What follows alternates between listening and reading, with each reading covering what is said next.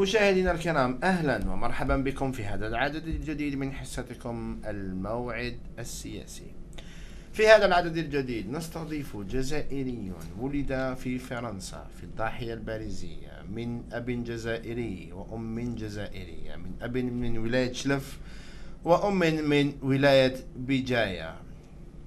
كبر ودرس في المدارس الفرنسية وناضل في السياسة الفرنسية حتى وصل به الحال أن يدعم المسلمات المنقبات في فرنسا التي يمنعهم القانون الفرنسي الجديد من ارتداء النقاب في الشارع. قرر هو ومسلمون آخرون هنا في فرنسا تدعيم كل مسلمة منقبة تأتيها غرامة مالية إثر ارتدائها للنقاب، وأسس لصندوق تضامن مع المنقبات وضع فيه ما يقارب 1,000,000 أورو. هذا الجزائري الأصل سئم السياسة الفرنسية وقرر خوض السياسة الجزائرية بلده الأصلي. مشاهدينا الكرام، أدعوكم للترحيب بالسيد رشيد نكاز. رشيد نكاز، مرحبا بك. السلام عليكم أزل الفلاوان.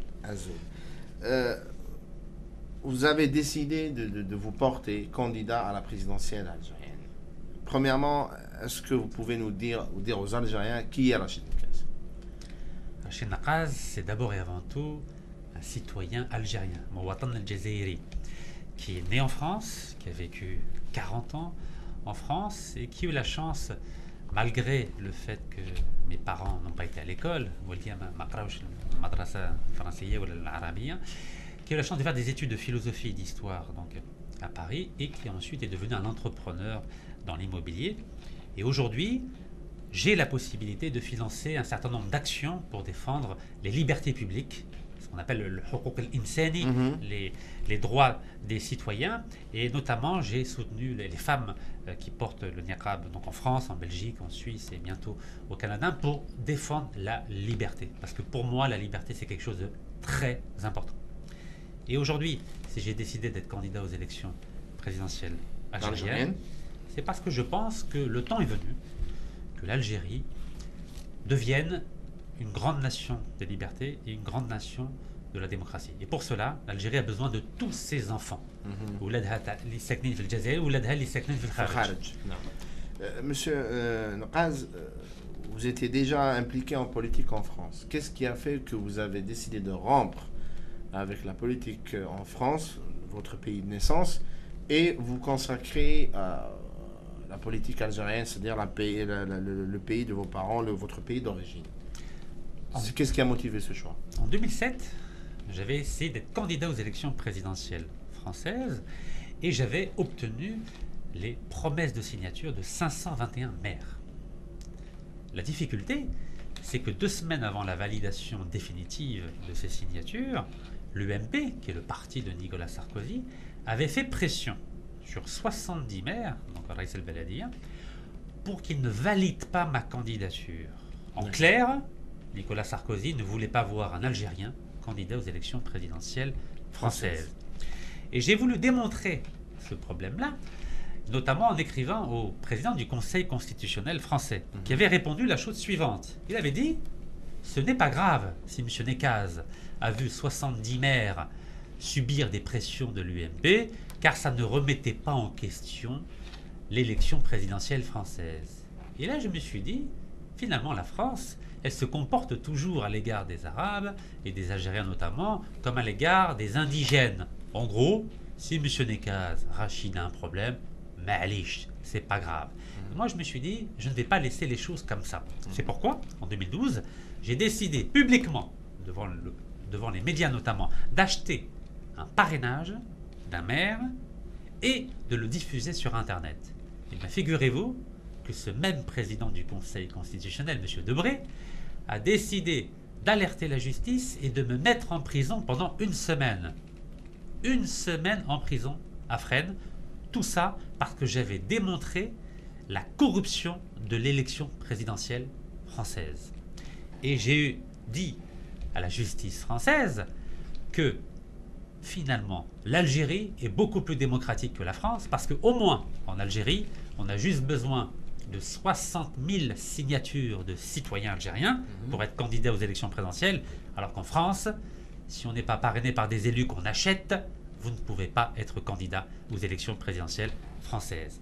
Et bien, le fait d'avoir eu cette initiative a fait que la justice aujourd'hui demande à ce que je sois en prison pendant 3 ans. Moi, je leur ai dit, vous pouvez me mettre en prison même pendant 132 ans, je continuerai à être un homme de principe et de vérité. Et le fait que vous ayez démontré que des élus en France pouvaient être achetés ou pouvaient vendre leur parrainage, est-ce que ça a fait réagir la justice? Parce que vous avez une preuve matérielle quand même.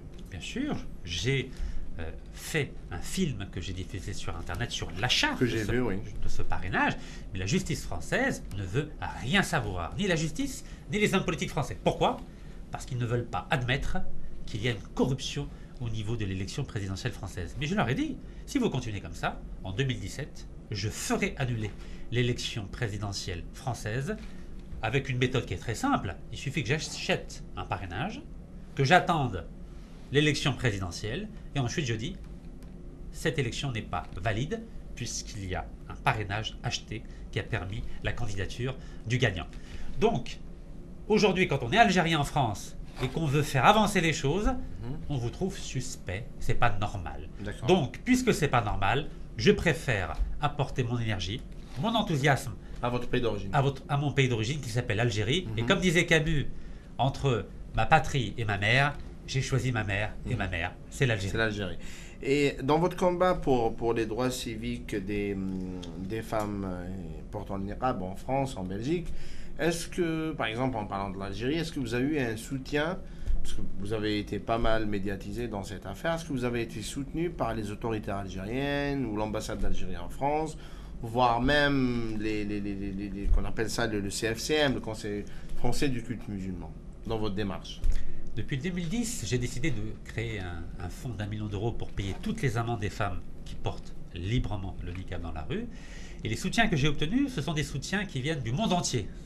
Des États-Unis, d'Indonésie, du Canada, d'Angleterre, de Suisse et notamment de grands chefs spirituels en Iran ou en Égypte. Mais malheureusement, je n'ai pas eu le soutien ni des autorités algériennes, ni du CFCM. En France, peut-être qu'il manque un peu de courage. Mais ce n'est pas mon problème. Absolument. Et après, vous avez décidé de vous consacrer à l'Algérie. J'ai une question, ma première question qui vient en tête, c'est qu'est-ce qui a fait que? Parce que là, vous étiez militant dans un pays qui est, bon, même de façade démocratique, mais où les libertés individuelles et collectives sont plus ou moins garanties. Et là, vous rentrez dans un combat politique dans un pays où il est interdit de se réunir sans autorisation. Il est interdit d'avoir un journal sans une autorisation. Il est interdit d'avoir un parti politique sans autorisation. Est-ce que vous mesurez un petit peu, disons, l'enjeu qui vous attend? Parce qu'on parle de l'Algérie. Vous savez, je ne dis pas que l'Algérie, c'est le paradis des libertés. Mais j'ai pu constater, lorsque j'ai fait ma déclaration de candidature à la frontière algéro-marocaine le 3 juin dernier, que je n'ai pas eu de difficulté à me présenter à la frontière. Il y avait en effet un certain nombre de voitures de la gendarmerie nationale algérienne, mais ils ne m'ont posé aucun problème. Je suis 3 semaines sur 4 en Algérie, de Hardaïen à Alger, de Annaba à Marniya, et je n'ai pas rencontré à ce jour de difficultés lorsque j'organise des petites rencontres dans des cafés ou dans des petites salles en Algérie.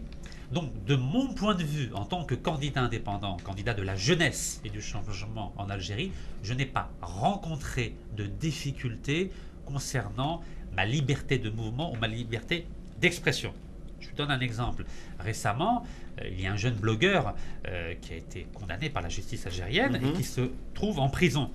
J'ai décidé d'intervenir et de lancer un appel au président de la République algérienne de façon à ce que ce jeune-là, quels que soient les propos qu'il ait pu tenir, soit libéré. Car dans un pays de droit et de liberté, il n'est pas bon d'emprisonner des jeunes parce qu'ils auraient partagé des photos sur Facebook.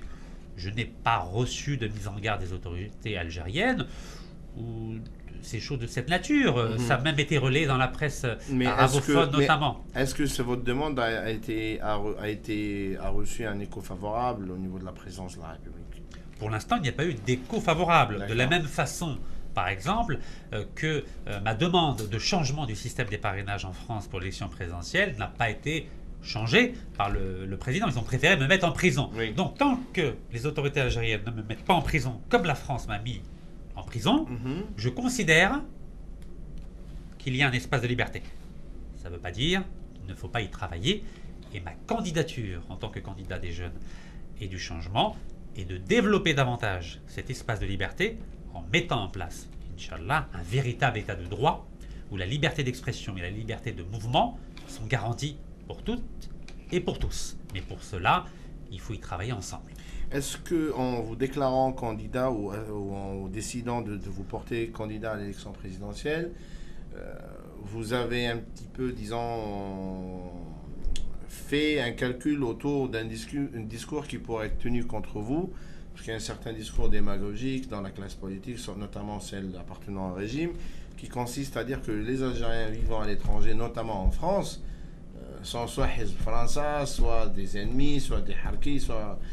Est-ce que vous vous attendez à ce genre de discours ou à ce genre d'attaque qui pourrait être considéré comme des attaques en dessous de la ceinture?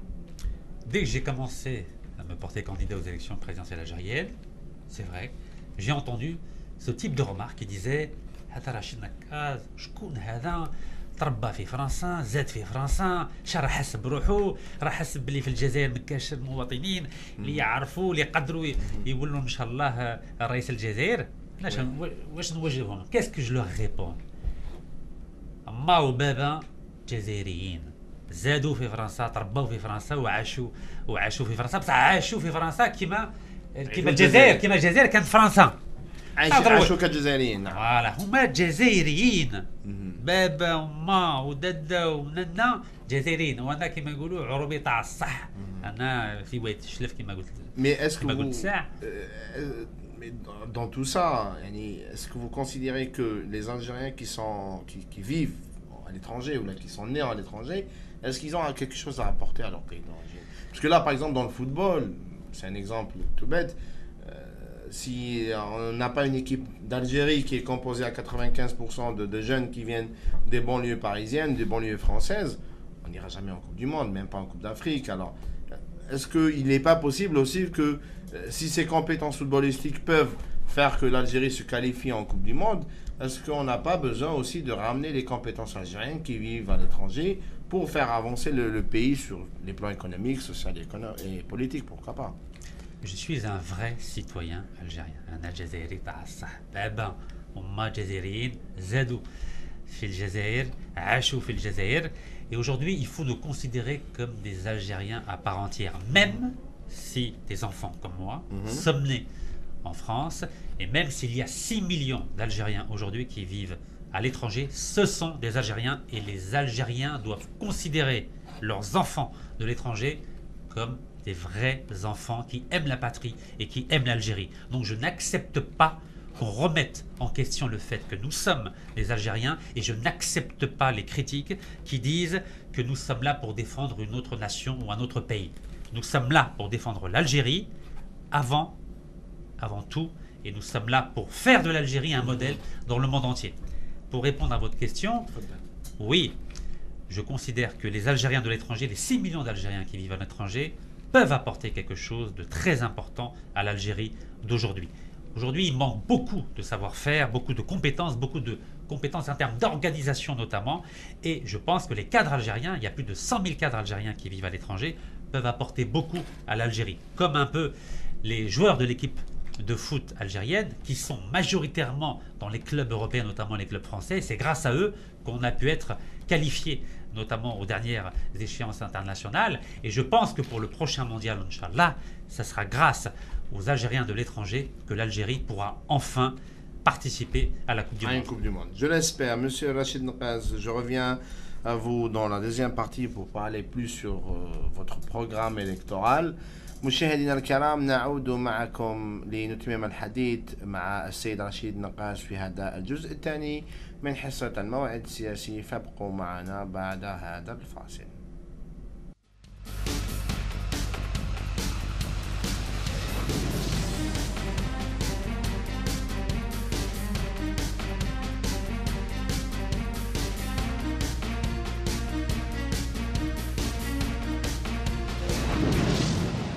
مشاهدينا الكرام، مرحبا بكم في هذا الجزء الثاني من حوارنا مع السيد رشيد نقاز المترشح للرئاسيات المقبلة في أفريل 2014 إن نظمت. سيد رشيد نقاز، أنتم ولدتم في فرنسا, vous êtes né en France et vous avez acquis automatiquement la nationalité française, ce qui est normal en France vu qu'en France on pratique le droit du sol.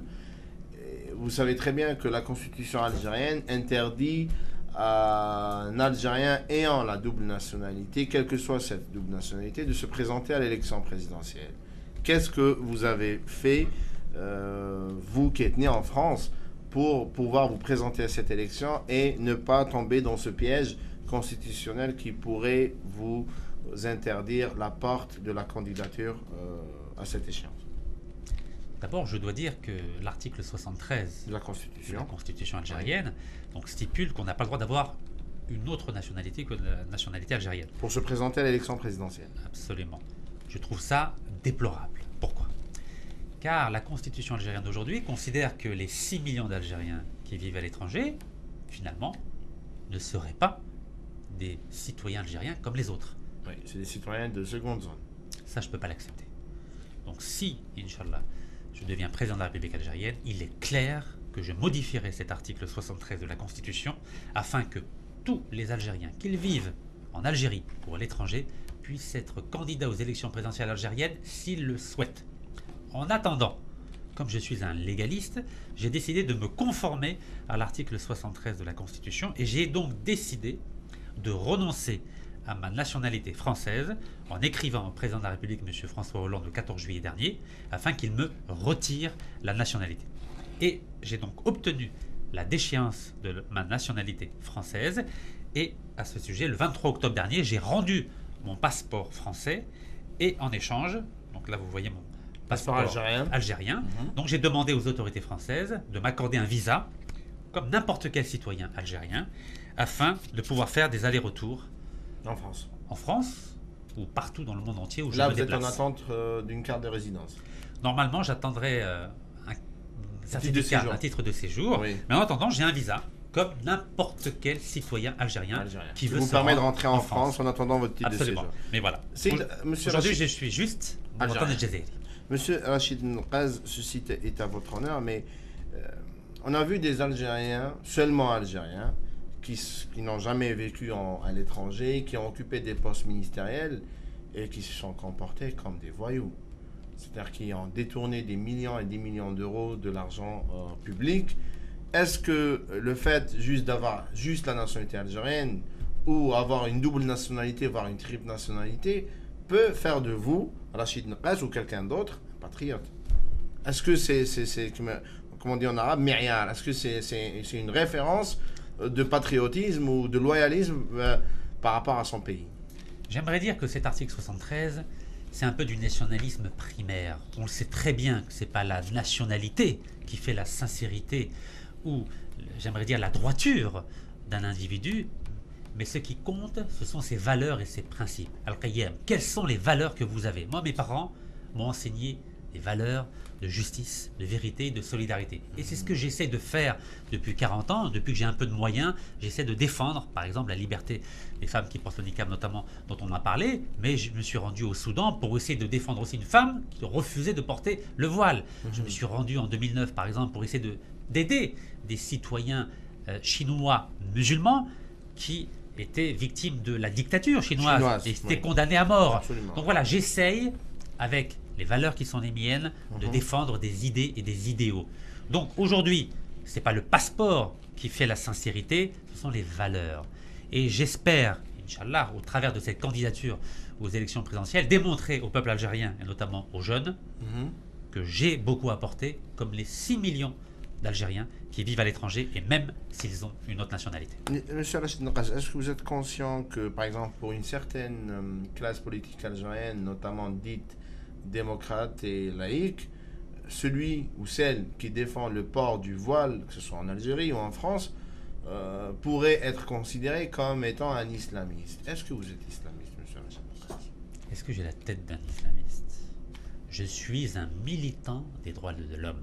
Et comme je l'ai expliqué aux Français, aux Belges, aux Suisses, aux Canadiens, sachez une chose, tant que j'aurai les moyens, je défendrai la liberté des femmes de porter l'habit de leur choix.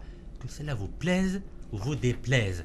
J'ai eu le droit à 2 contrôles fiscaux internationaux, où le fisc français, par exemple, me réclame 900 000 euros. Je ne sais d'où ça sort. J'ai eu le droit à 1 semaine de prison. J'ai eu le droit à une plainte du ministère de l'Intérieur français qui m'a condamné pour rébellion. J'ai fait appel parce qu'on me considère comme un activiste. Mais je suis un activiste des droits de l'homme. Je le revendique et je l'assumerai toujours. Donc, mais je tiens à dire au peuple laïque d'Algérie qu'il n'a rien à craindre avec moi, car je défends la liberté. Mais défendre la liberté, ça ne veut pas dire renoncer à ses valeurs. Je suis un musulman aussi, je l'assume, mais je sais faire la part des choses. Et vous vous situez où entre la laïcité et l'islam politique?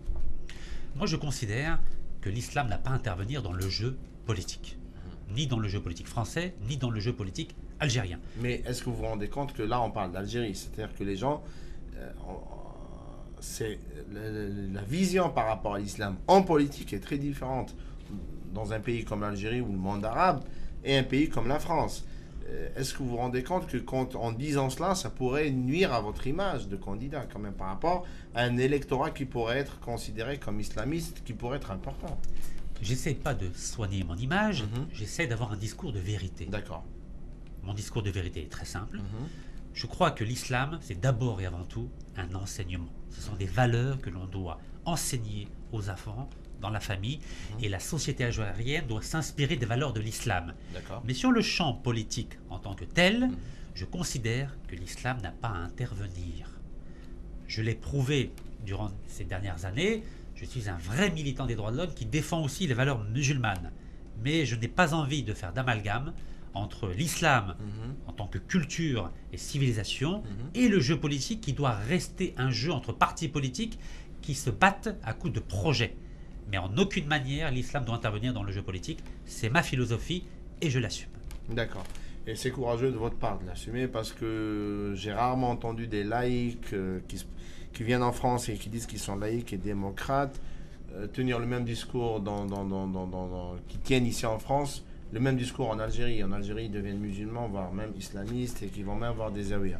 Monsieur Rachid Naqaz, l'élection présidentielle approche.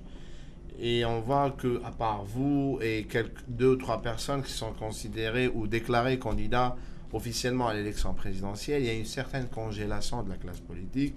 Ni le président actuel ne s'est déclaré candidat à sa propre réélection, ni d'autres, ce qu'on pourrait considérer comme étant des poids lourds de la politique algérienne, ne se sont prononcés. Vous vous situez où? Est-ce que vous êtes dans la continuité du régime ou est-ce que vous êtes dans la réforme? Et si vous promettez des réformes, quelles réformes vous nous promettez aujourd'hui si vous êtes élu président de la République algérienne? Vous savez, ça fait 20 ans que je suis la vie politique algérienne. En 1988, en octobre 88, j'étais à Alger lors des manifestations où malheureusement il y a eu plus de 1000 jeunes qui ont été tués. Oui. Et à l'époque, comme beaucoup d'Algériens, je considérais qu'il y avait un espoir en Algérie. Et on s'est rendu compte en 91 que cet espoir a été brisé. Aujourd'hui, je me considère comme un héritier de cet espoir de 1988, en ce sens où je crois que l'Algérie, aujourd'hui, est à la croisée des chemins. On a beaucoup parlé de printemps arabe, moi j'aimerais parler d'un printemps algérien. Je m'inscris dans la droite ligne du printemps berbère, des débuts des années 80, avec la révolte aussi berbère de 2001. Et je crois qu'il est temps aujourd'hui que cet espoir qu'il y avait en Algérie, aujourd'hui se matérialise, se concrétise au travers de la défense d'idées simples, d'idées universelles, d'idées de liberté, d'idées de justice sociale. Et je pense qu'aujourd'hui, depuis 20 ans, malgré la rente pétrolière, il y a un grand perdant, c'est la jeunesse algérienne. Je le vois bien, je les rencontre, je les entends, je les écoute, je les lis, et je vois qu'il y a un malaise profond. Et je veux répondre à ce malaise profond en étant le candidat de la jeunesse et du changement, car aujourd'hui, l'Algérie a besoin de changement. Oui, mais changement comment? Changement dans le comportement, changement politique. Est-ce que vous considérez que le système politique actuel est bon? Est-ce que vous voulez le changer pour aller vers plus de démocratie? Est-ce que pour vous, le système actuel est démocratique ou pas? J'aimerais bien vous situer par rapport à l'état actuel des choses. J'ai décidé d'être candidat aux élections présidentielles algériennes. Si ma candidature est validée, cela voudra dire que ce régime permet l'émergence de nouvelles têtes en politique. Donc, en tant que tel, ma candidature est la démonstration que c'est possible de participer à la vie démocratique et politique de l'Algérie. Maintenant, si vous êtes en train de me demander si je fais partie de telle écurie politique ou telle autre, ma réponse est simple. Je ne fais partie d'aucune écurie politique. C'était pas ma question. Ma question est je veux savoir si vous êtes élu, si Rachid Naqaz est président de mon pays, est-ce que moi, Algérien, je pourrais constituer mon parti politique facilement avec vous? Est-ce que je pourrais avoir mon journal sans devoir demander 1001 autorisations? Est-ce que ma chaîne télé pourra exister en Algérie librement et animer les débats qu'on anime à l'étranger librement en Algérie? C'est ce que je voulais savoir. Si vous êtes en train de vous demander si Rachid Naqaz, le militant des droits de l'homme en France et dans le monde entier, s'il devient président de la République algérienne, va devenir un dictateur, la réponse, évidemment, est non. Je resterai un militant des droits de l'homme, je resterai attaché, arc-bouté aux valeurs démocratiques, aux valeurs de liberté, liberté d'expression et de mouvement. Et oui, vous pourrez créer votre journal, oui, vous pourrez créer votre parti politique, mais bien sûr, il y a des règles, et les règles, c'est l'ordre. C'est l'ordre. Et le respect d'autrui. Mais le souci avec l'ordre, c'est ça le problème, c'est que même avec le régime actuel, quand on veut interdire à quelqu'un d'exercer ses droits politiques, on lui dit que vous semez le désordre. Et c'est très facile de dire à quelqu'un qu'il ne se conforme pas aux règles ou plutôt à la Constitution ou à la loi. Donc, est-ce que vous allez donner un grand coup à ce système politique, histoire de le réformer complètement, radicalement, ou vous allez continuer avec le même système et avec plus d'ouverture, plus de démocratie, mais on gardera peut-être les mêmes règles. Par exemple, par rapport à la Constitution, est-ce que vous allez la garder? Est-ce que vous allez la changer? Vous savez, j'ai beaucoup de défauts, mais je ne suis pas schizophrène. Qu'est-ce que je suis en train de vous dire? Je suis en train de vous dire qu'il y aura un vrai état de droit en Algérie. Donc ne vous inquiétez pas. D'accord, non mais je m'inquiète pas. Un état de droit, c'est quoi? Dans le monde entier, un état de droit, c'est quand la justice est indépendante. C'est quand la liberté d'expression et de mouvement des citoyens est garantie par la Constitution. Est-ce que vous mettrez le FLN au musée? Vous savez, les révolutionnaires de 1954 avaient tous entre 20 ans et 30 ans. D'accord. Et j'aimerais que l'Algérie de 2014 ressemble à l'Algérie de 1954. D'accord. Je crois avoir tout dit. Oui. Et la place des services. Parce qu'on sait très bien, celui qui connaît bien le système politique algérien pourra vous dire que les services de renseignement, ou l'armée en général, mais je parle des services de renseignement pour être plus précis, ils ont un pouvoir politique extraordinaire. Ils ont le pouvoir de désigner un président, ils ont le pouvoir de dégommer un président, ils ont le pouvoir de désigner un ministre, un gouvernement, des walis, des ambassadeurs, des consuls. Est-ce que vous allez mettre fin à ce pouvoir et rendre les services de renseignement algériens qui doivent exister sous un contrôle parlementaire ou laisser libre à ces mêmes services de continuer comme ils le font depuis 50 ans? Vous savez, si j'arrive à être candidat officiel aux élections présidentielles et si, Allahu alam, j'arrive à devenir président de l'Algérie en 2014, ça voudra dire que les services finalement ne décident pas de tout.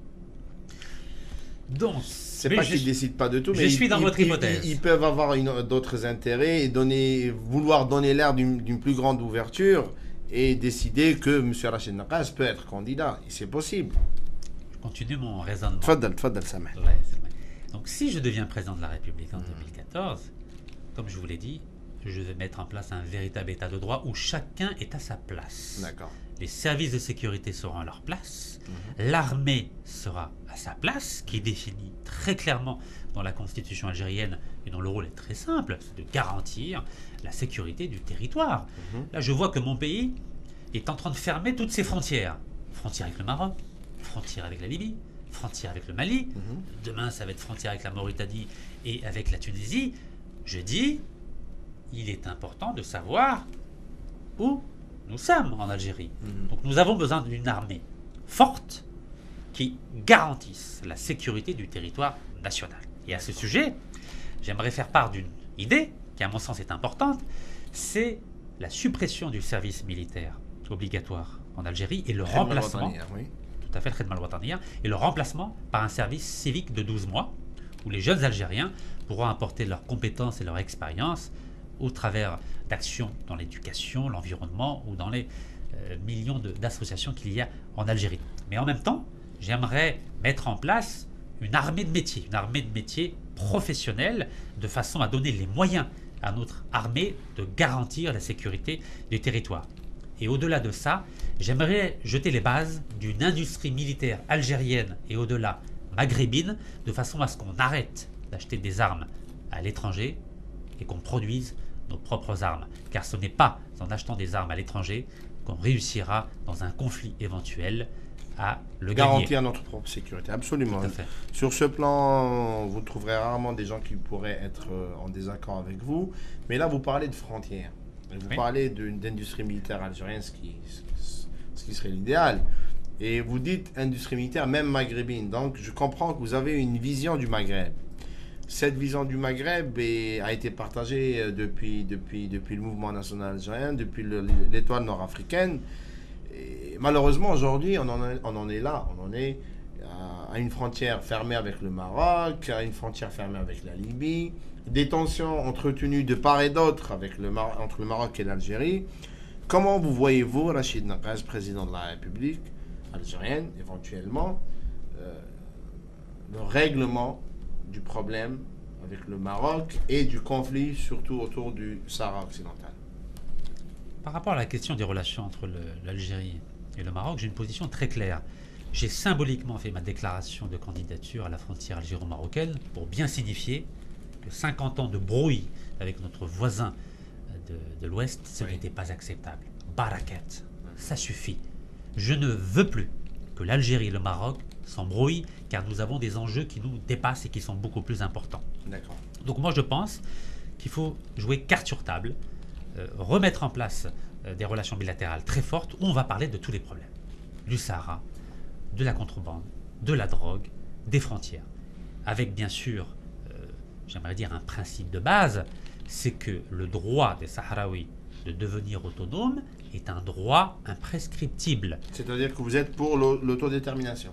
Je suis pour qu'on consulte le peuple sahraoui s'il souhaite devenir indépendant ou marocain, ou devenir marocain. C'est sa volonté, et sa volonté devra être respectée, que cela plaise ou déplaise au Maroc.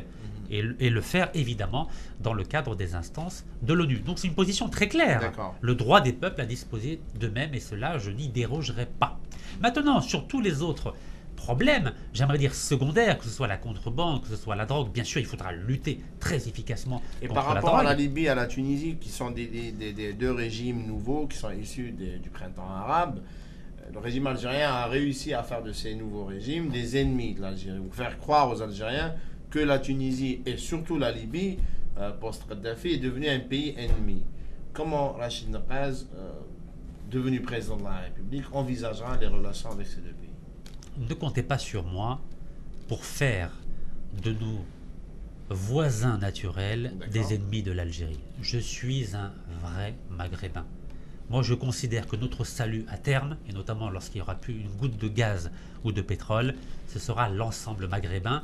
Et si je deviens président de la République, Inch'Allah, je vais œuvrer chaque jour pour la constitution d'un grand Maghreb, de façon à améliorer nos relations avec nos voisins, à créer un élan économique et de dynamisme international pour que le peuple maghrébin ne soit pas simplement un peuple sur une carte, mais un peuple réel avec une identité économique et une identité politique. Monsieur Rachid Naqaz, candidat à l'élection présidentielle, vous n'êtes pas sans savoir que la région du Sahel, qui est un prolongement naturel et stratégique de notre pays, l'Algérie, vit une instabilité politique et sécuritaire depuis 2 ou 3 ans qui s'accentue de jour en jour.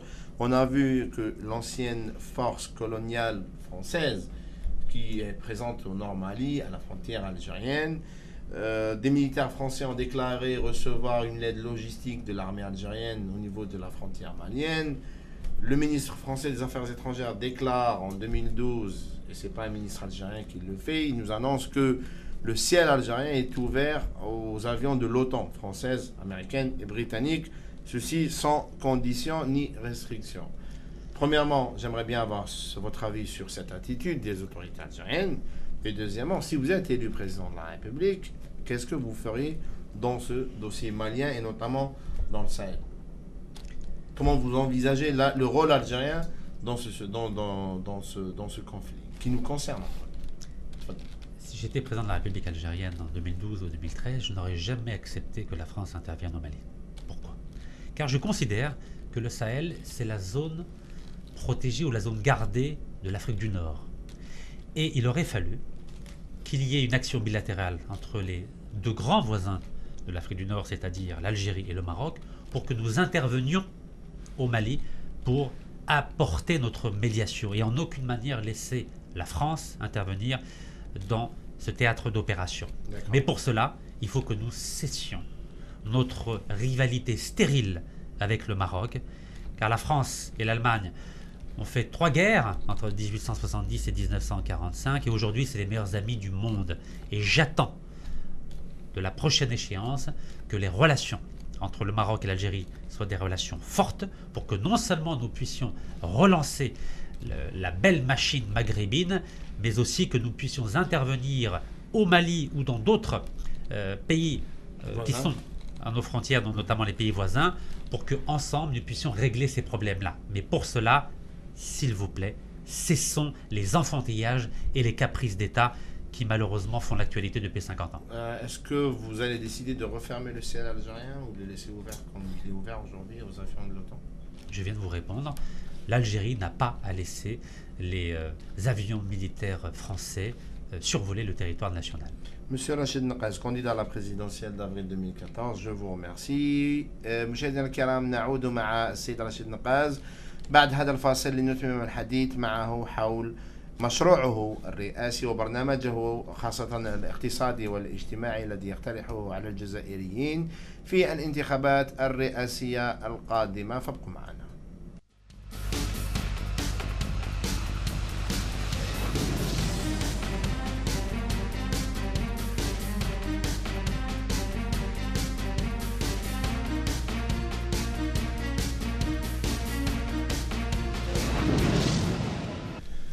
مشاهدينا الكرام، نعود بكم في هذا الجزء الثالث والأخير من حوارنا مع السيد رشيد نقاز المرشح للرئاسيات الجزائرية القادمة إن نظمت. Monsieur Naqaz, vous êtes candidat à l'élection présidentielle, vous avez sûrement un programme économique et social à présenter aux Algériens. Vous savez très bien que notre pays dépend à 98% des ressources naturelles, c'est-à-dire les hydrocarbures, les rentrées en hydrocarbures. Comment envisagez-vous l'économie algérienne? Est-ce que vous allez la laisser dans l'état actuel qui peut paraître ou qui plaît à beaucoup de lobbies d'intérêt en Algérie parce que c'est une économie qui encourage l'importation des produits manufacturés et des services au lieu de les produire localement, ou vous allez la réformer? Et si vous allez la réformer ou la changer, comment vous comptez faire? L'Algérie a des ressources naturelles. Et comme vous venez de le rappeler, 98% des devises viennent du pétrole et du gaz. Ce n'est pas acceptable. On ne pourra pas créer une économie nationale en se reposant définitivement sur simplement les ressources naturelles. Aujourd'hui, les importations algériennes, c'est à peu près 42 milliards de dollars par an. Je ne souhaite plus que l'Algérie reste une centrale d'achat de produits manufacturés étrangers. Et pour cela, il faut créer une économie nationale. Une économie nationale, c'est quoi? Ce sont des usines algériennes sur le territoire national algérien. Oui, j'entends que certains lobbies ne seraient pas contents si nous limitions les importations. Et pourtant, il faudra bien limiter les importations. Car aujourd'hui, nous avons des millions de chômeurs algériens qui n'ont pas de travail. Et qui dit pas de travail, ça veut dire pas de logement, donc pas d'avenir. Et bien moi, je préfère fabriquer à coût et à prix plus élevé en Algérie plutôt que d'importer le même produit à coût moins élevé. Car je préfère donner du travail aux jeunes Algériens plutôt que d'importer des produits à bas coût. Vous allez remettre les barrières douanières, c'est-à-dire que même le processus d'adhésion à l'OMC, on pourra dire que Rachid Naqaz va lui donner un coup d'arrêt. Parce que si on adhère à l'OMC, on ne pourra plus contrôler nos frontières. Mais il faudrait peut-être se poser la question, quel est l'intérêt de l'Algérie aujourd'hui d'adhérer à l'OMC? Quel est son intérêt? Absolument. Moi je vous dis, aujourd'hui l'Algérie n'a aucun intérêt pour sa jeunesse à adhérer à l'OMC. Ça ne m'intéresse pas du tout d'adhérer à l'OMC. Moi ce qui m'intéresse, c'est d'offrir du travail à la jeunesse algérienne. C'est inadmissible que l'Algérie, avec les ressources naturelles qu'elle est, puisse avoir un chômage si élevé de sa jeunesse notamment. Donc mon objectif, c'est de créer dans toutes les wilayas des zones industrielles où je vais favoriser la création d'entreprises et l'implantation d'entreprises algériennes, de façon à ce que les Algériens puissent avoir un travail. Est-ce que vous allez faire appel aux entreprises internationales pour qu'ils puissent délocaliser leurs usines, notamment européennes, ou même qui pourraient être en Asie, en Algérie, comme c'est le cas par exemple du Mexique ou des pays du sud-est asiatique? Vous savez, je contacte beaucoup d'entreprises internationales et je leur parle de l'Algérie en tant qu'espace économique où la main-d'œuvre est intéressante, elle a faible coût, mais ils me disent on a un problème avec l'Algérie, c'est que la jeunesse n'est pas formée. Et c'est vrai. Donc tant qu'on n'aura pas formé la jeunesse algérienne au métier de demain, on ne pourra pas intéresser les entreprises internationales pour qu'elles s'installent en Algérie. Donc la priorité numéro 1, c'est la formation, c'est l'éducation. Et pour cela, il faut encourager notamment les universités ou les grandes écoles étrangères à s'installer en Algérie pour former notre jeunesse. Et pas simplement à la langue arabe. Je suis moi-même victime, j'aimerais dire, du fait que je ne maîtrise pas la langue arabe.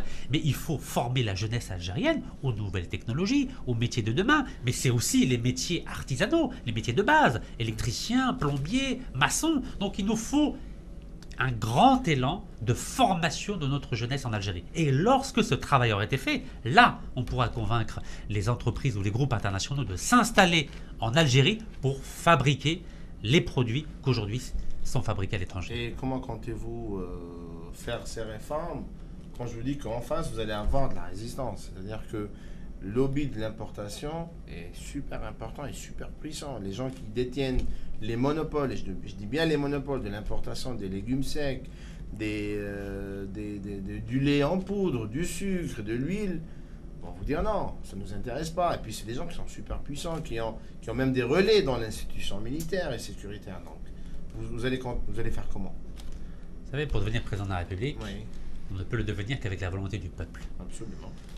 C'est facile, je vais procéder par référendum, je vais consulter le peuple algérien et lui demander si oui ou non il veut limiter les importations, si oui ou non il veut mettre en place l'autosuffisance alimentaire. On voit bien qu'aujourd'hui la facture sur le plan agroalimentaire c'est 15 milliards de dollars par an. C'est-à-dire que l'Algérie ne produit pratiquement rien sur le plan de l'agroalimentaire. Est-ce que c'est acceptable? Moi je dis non.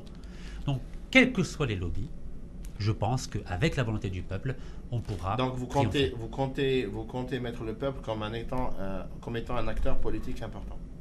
Évidemment. Un candidat aux élections présidentielles pour devenir président, il a besoin du peuple. Et bien, si ce président fraîchement élu a des difficultés à faire voter des mesures qui sont dans l'intérêt du peuple algérien, je procéderai par référendum. Est-ce que c'est une surprise pour vous si je vous annonce que la plupart des candidats déclarés aujourd'hui ou qui vont se déclarer dans les semaines à venir ne vont pas compter sur le peuple pour devenir président, ils vont compter sur les militaires? Est-ce que vous êtes au courant de cela? Alors, excusez ma naïveté, mais je suis un démocrate et moi, la seule valeur, c'est la valeur du peuple. Et est-ce que vous allez combattre ces gens qui vont essayer de chercher le soutien des militaires ou des lobbies économiques et financiers au lieu de chercher le soutien de la population? Vous savez, parce qu'en démocratie, on agit avec le peuple, on n'agit pas avec les militaires. Je vais vous donner une information. Aujourd'hui, je n'ai aucun intérêt économique en Algérie. Ouais, les gars, qu'est-ce que ça veut dire? Ça veut dire que je n'ai aucun moyen de pression de l'extérieur sur ma personne en Algérie. Personne ne va me dire, Monsieur Rachid Naqaz, attention, si vous dites ça ou vous faites ça, on risque de vous fermer votre usine, fermer ou votre une usine, exploitation, oui. voilà, ou de couper Voilà. votre salaire. Alhamdoulilah, je ne suis pas dans le besoin. Vous êtes indépendant financièrement. Tout à fait. Et à ce sujet, j'ai même dit que si je deviens président de la République algérienne, je souhaite simplement avoir 1 dinar symbolique en tant que salaire du président. Donc là-dessus, je n'ai pas de pression à recevoir de qui que ce soit. Et en termes de liberté, vous avez bien vu, je ne suis pas le genre de personne qui va courber les chines ou qui va fermer sa bouche. Absolument. Monsieur Rachid Naqas, est-ce que vous avez des relais, vous avez parlé de contact avec des entreprises internationales, est-ce que vous pouvez promettre aux Algériens aujourd'hui que si vous êtes élu président de la République, de ramener premièrement les compétences internationales et les compétences algériennes qui vivent à l'étranger et le capital étranger pour investir en Algérie? Parce qu'il faut qu'il y ait un capital algérien et étranger. On ne peut pas indéfiniment compter que sur l'argent public quand même. Je suis d'accord. Comme vous le savez, j'ai lancé un appel à la diaspora algérienne donc, qui vit à l'étranger. Notamment, il y a plus de 100 000 cadres algériens pour que si je deviens président de la République algérienne, ils puissent revenir en Algérie et apporter leurs compétences, notamment en termes d'éducation, en termes économiques, en termes d'environnement, notamment en termes d'agriculture, parce que nous avons une agriculture moribonde en Algérie et ce n'est pas acceptable. Nous étions le grenier du blé de l'Afrique et aujourd'hui nous sommes un des principaux importateurs de blé. Ce n'est pas acceptable. Et en même temps, bien sûr, je veux faire le maximum pour attirer les capitaux privés étrangers de façon à ce que l'économie algérienne cesse d'être une économie de rente et devienne une économie de production. Et je ne souhaite pas que ce soit simplement des mots en l'air, mais que ça recouvre une réalité. Mais pour cela, évidemment, mon parcours en tant qu'homme d'entreprise fait que je pense que je suis plus à même de mettre en place ce type d'idées nouvelles plutôt que mes concurrents qui malheureusement sont dans un état d'esprit qui correspond aux années 60. Et les 200 milliards de dollars qui sont en réserve de change, ou plutôt investis dans les bancs du Trésor américain, que certains disent aujourd'hui qu'il est presque impossible de les récupérer. On a vu un article de Sofiane Djidali, président du parti Jid Jadid, qui a parlé sur un journal francophone, qui expliquait qu'il est presque impossible aux Algériens aujourd'hui de récupérer leur argent. Est-ce que vous, en tant que président, vous allez pouvoir le récupérer et l'investir ailleurs?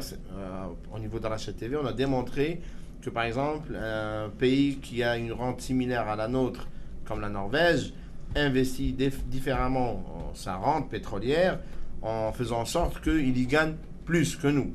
Alors que nous, on l'investit totalement dans les bancs du Trésor, dans un pays qui coule, qui n'arrive même plus à payer ses propres fonctionnaires, et avec un taux d'intérêt très très bas. Est-ce que vous allez donner un coup de réforme à ce système? Vous venez de prendre l'exemple de la Norvège. La Norvège produit du gaz. Principalement, ils ont créé un fonds souverain qui pèse aujourd'hui à peu près 600 milliards de dollars. Aujourd'hui, l'Algérie, c'est autour de 215-230 milliards. Mais la Norvège a une véritable économie. C'est-à-dire que la Norvège ne touche pas à l'argent du gaz. C'est l'argent des générations à venir. Tout à fait. C'est pour les générations à venir, à une époque ou à une période où il n'y aura plus de gaz. L'Algérie, malheureusement, vit essentiellement du gaz et du pétrole. À mon sens, il faut profiter de cette manne pétrolière et gazière pour investir davantage dans les infrastructures. Les infrastructures, ce n'est pas simplement les routes et les autoroutes, mais c'est aussi les hôpitaux, c'est aussi les infrastructures liées aux nouvelles technologies, la fibre optique, la 4G, les égouts, l'électricité. Donc on a besoin d'abord et avant tout d'investir cet argent-là dans les infrastructures de façon à ce que l'Algérie puisse attirer davantage les entreprises internationales. Car une entreprise internationale, elle ne voudra pas s'installer en Algérie s'il n'y a pas d'eau, s'il n'y a pas d'électricité, s'il n'y a pas d'égout, s'il n'y a pas de fibre optique, s'il n'y a pas d'hôpitaux, s'il n'y a pas de tramway. S'il n'y a pas de 4G. Et on a d'abord besoin d'investir là-dedans. Et comme je l'ai dit tout à l'heure, évidemment, si je deviens président de la République, que je demanderai à savoir où est cet argent, et évidemment à pouvoir en faire bénéficier l'Algérie. Donc je ne crois pas que cet argent est caché. Président de la République, Rachid Naqas, comment il envisagera les relations avec l'ancienne puissance coloniale, qui est aujourd'hui très présente par ses entreprises dans l'économie algérienne, notamment surtout dans les transports, dans la construction des grandes infrastructures dans l'agroalimentaire, ses premiers fournisseurs de blé et de farine. Comment vous envisageriez cette relation entre votre pays d'origine et votre pays de naissance? Les relations entre l'Algérie et la France ont toujours été des relations à la fois proches et distantes. Moi, je pense qu'il faudrait qu'on ait un vrai débat avec la France, notamment par rapport à l'héritage colonial. Moi, je suis parmi celles et ceux qui considèrent qu'il y a eu un génocide en Algérie par rapport à la colonisation. Je le dis clairement. Et tant qu'on n'aura pas fait cette psychanalyse des relations politiques et identitaires entre l'Algérie et la France, je pense que la situation ne va pas s'améliorer. Il y a plus de 5 millions d'Algériens qui vivent en France aujourd'hui. Ce n'est pas négligeable. Je pense qu'il faut qu'on mette en place un véritable partenariat avec la France de façon à ce que les échanges soient justes. Parce que malheureusement aujourd'hui, les échanges économiques avec la France ne sont pas justes. Nous achetons par exemple des produits agroalimentaires à un prix plus élevé que les cours mondiaux. Ça, ce n'est pas acceptable.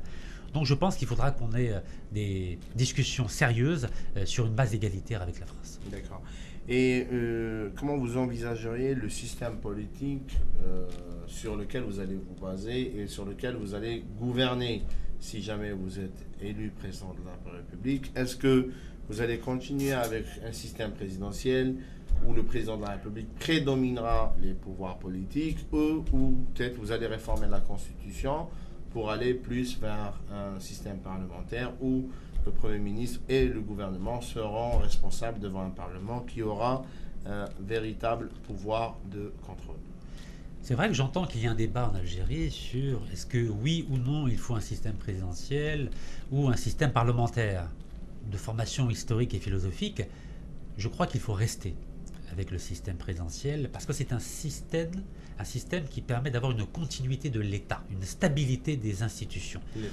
On a bien vu qu'en France, au moment de la 4ème République, c'était un système qui était très instable. Nous avions un changement de gouvernement tous les 6 mois.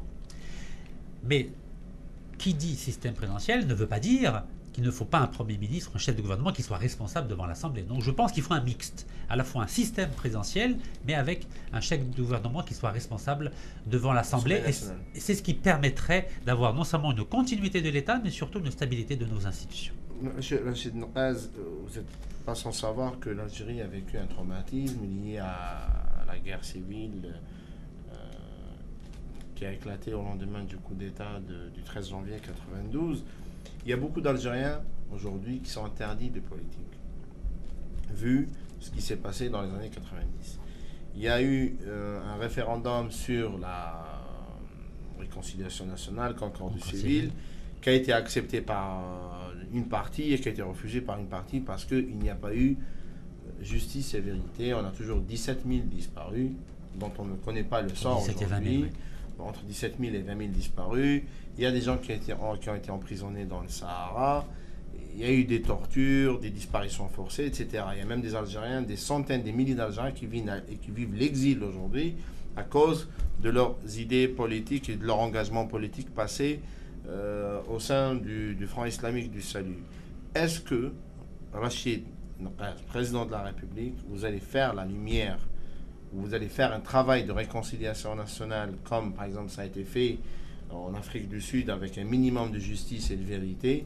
Est-ce que Rachid Nokaz, président de la République, vous allez permettre à tous les Algériens et à toutes les Algériennes, quelles que soient leurs idées politiques, de devenir citoyens et d'exercer leurs droits politiques en Algérie sans tenir compte de ce qui s'est passé dans les années 90? Comme je vous l'ai dit tout à l'heure, mon objectif en tant que président de la République, si je suis élu, Inch'Allah, c'est de mettre en place un état de droit. Et un état de droit n'est possible que s'il y a un état de vérité. Donc oui, je ferai en sorte qu'il y ait un travail de mémoire et de vérité par rapport aux 20 000 disparus de la décennie noire, Inch'Allah. Mais qui dit travail de vérité et de mémoire ne veut pas dire que ça va se faire rapidement. C'est un travail d'historien. C'est un processus. C'est un processus qui va être enclenché. Il ne faudra pas espérer que les résultats vont voir le jour dans 1 an ou 2. Absolument. L'idée, ce n'est pas une chasse aux sorcières, mais que ce travail se fasse dans la dignité et dans le silence. Et en dehors d'un esprit de vengeance. Absolument. Est-ce que vous allez permettre aux exilés politiques de rentrer chez eux et d'exercer leurs droits de citoyens, de constituer des partis, des syndicats, des associations. Oui, Rachid Nekaz, en tant que président de la République algérienne, restera un démocrate et quiconque respectera les institutions algériennes aura le droit de refaire de la politique et d'avoir des activités politiques en toute liberté et responsabilité. Une dernière question avant de vous donner le mot de la fin que vous allez adresser aux Algériens et aux Algériennes. Rachid Nekaz, président de la République, vous allez avoir des élections législatives. Est-ce que vous allez constituer un parti politique? Rachid Nekaz, président de la République, va créer un parti politique. Si votre parti politique n'est pas majoritaire au Parlement et si on arrive à avoir une majorité d'islamistes, comme c'est le cas par exemple en Tunisie ou en Égypte où il y a eu une ouverture politique sincère, est-ce que vous allez pouvoir ou est-ce que vous voyez composer avec une majorité islamiste ou vous allez les combattre politiquement? Je l'ai dit, je l'ai écrit, si je deviens président de la République algérienne, je mettrai en place un gouvernement d'union nationale avec l'ensemble des sensibilités politiques qui seront représentées. Car je considère que ce n'est pas Rachid Nekaz tout seul qui va régler le problème de l'Algérie, mais c'est l'ensemble des bonnes volontés, que ce soit des femmes ou des hommes, de l'ensemble des sensibilités politiques algériennes qui vont ensemble servir l'Algérie et le peuple algérien. Vous n'allez exclure personne? Je viens de vous le dire. L'ensemble des composantes de la société algérienne seront représentées au sein de ce gouvernement d'union nationale. Je vous laisse le mot de la fin que vous allez adresser aux Algériens, puisque vous êtes candidat, leur candidat. Je vous laisse 2-3 minutes, vous vous adressez à eux. Et vous allez les écouter, vous voir. Vous avez la caméra juste en face de vous. Je voulais dire et répondre à certaines questions, notamment de citoyens algériens, qui me disent où j'étais pendant la décennie noire. Je tiens à dire que je suis né en France, j'ai vécu en France, et pendant la décennie noire, j'ai financé plus d'une centaine de personnes de ma famille qui sont restées en Algérie et qui étaient terrorisées par la peur et la violence. J'étais en France, mais j'étais avec le cœur et avec mes moyens en Algérie et en espérant que cette décennie puisse finir, car je ne me reconnaissais pas dans cette Algérie de la violence, moi qui était baigné dans l'idée que l'Algérie c'était l'espoir et c'était la paix. Et aujourd'hui que, alhamdoulilah, que cette décennie noire est passée, j'ai envie d'apporter mon expérience, mon enthousiasme, mon énergie pour servir tous les Algériens, et notamment les jeunes Algériens. Car les jeunes aujourd'hui me disent, on en a marre de 1954, on en a marre de 1962, on a envie d'avoir notre propre révolution, on a envie de vivre notre propre vie.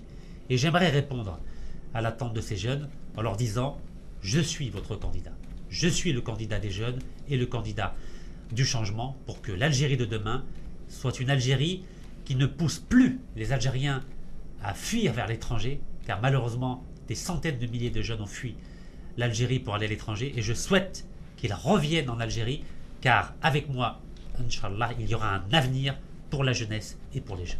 Et pour cela, j'ai besoin de vous.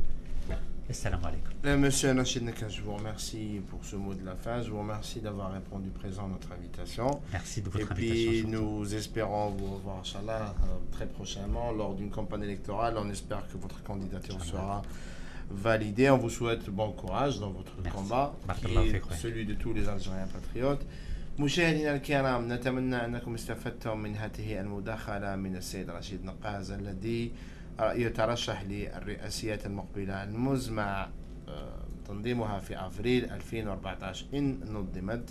نتمنى إن شاء الله أن نلقاكم في الأسبوع القادم مع سياسي أو نقابي جزائري أو عربي للحديث معه حول الوضع السياسي في الجزائر أو في عالمنا العربي الذي يهمنا كلنا. إلى ذلك الوقت أعاذنا الله وإياكم من حكم العسكر. سلام الله عليكم.